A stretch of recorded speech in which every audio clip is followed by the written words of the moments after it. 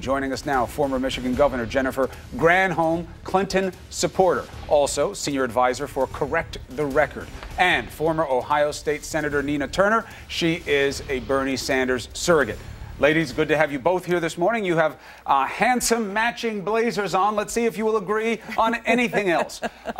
Governor, Hillary Clinton did something we have not seen her do last night. Actually, two things. One, she checked every box that she needed to in terms of demographics in the race in New York. Even white voters who are middle income, she at least split with Sanders on all of them. Women, minorities, very big wins.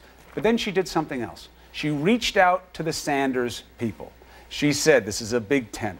You need to think about how we come together and what we do. Hadn't heard that before. What is the case for Sanders people to now start moving over to Clinton?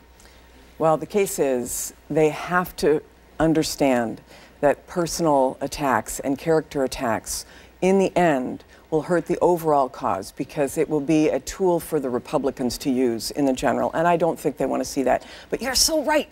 Here's the great thing about last night is that she gave this speech that was obviously reaching out to Sanders people, but also every speaker, your brother included, said, this is a big tent. We are about uniting.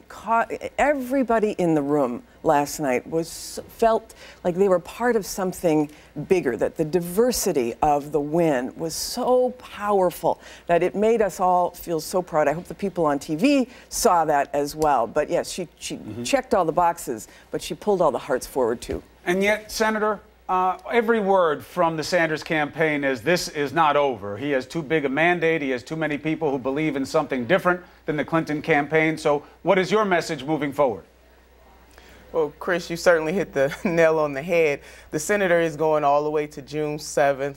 I don't think that's a news flash for anybody. We are going to continue. We are chipping away at that lead. You know, Senator Sanders was down by about 30% just a month ago in New York, and he was able to close that lead, which is a beautiful thing. He does have a mandate, Chris. There are people out there who believe in him and want to see him continue to go forward. And then the other states that have not voted yet, they have a right to have a choice. So Senator Sanders is certainly in this to win this. I mean, can I just, please, on this? When the senator said he's chipping into the lead, you made the sour face, Governor. Well, I didn't mean to make a sour face, but I understand what she was saying with respect to closing the gap from what it was months ago. But Secretary Clinton won by 16%.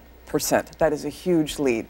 She picked up 65 delegates over him. In other words, she netted that. She's now leading him by 275 pledged delegates. The math for Senator Sanders going forward is really almost impossible. He's going to have to win every single state going forward by 18 points. That's just a massive ask, especially given what we have coming up.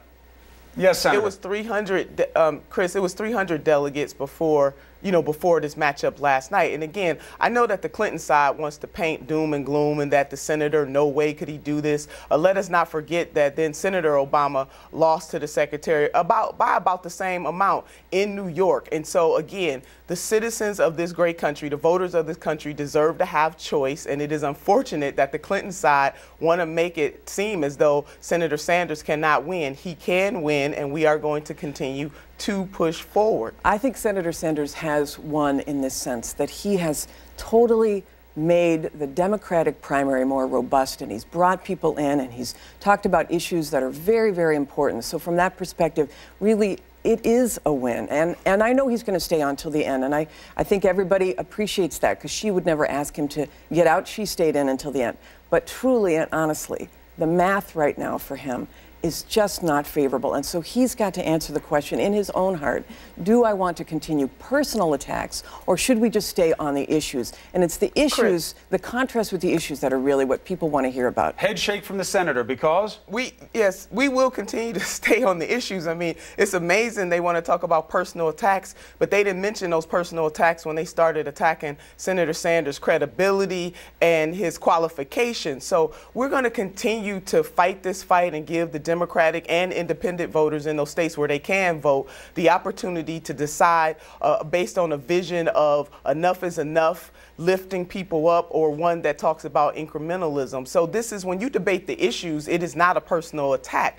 But there have been instances when the Clinton campaign have really gone after Senator Sanders, but they want to forget that right now and have a kumbaya. We are going to continue to give the voters are the most important element of this whole thing. And that's why when Senator Sanders talks about a political revolution and he talks about the White House, he talks about us and not just me. And so we're going to continue to fight and move forward. This is doable, and Senator Sanders is cutting into her lead. Let us not forget 300 above before, less than that right now. So we're going to keep forging ahead. Senator, Governor, here's the good news.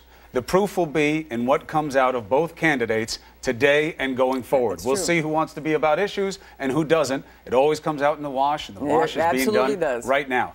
Both of you, thank you very much. Mick?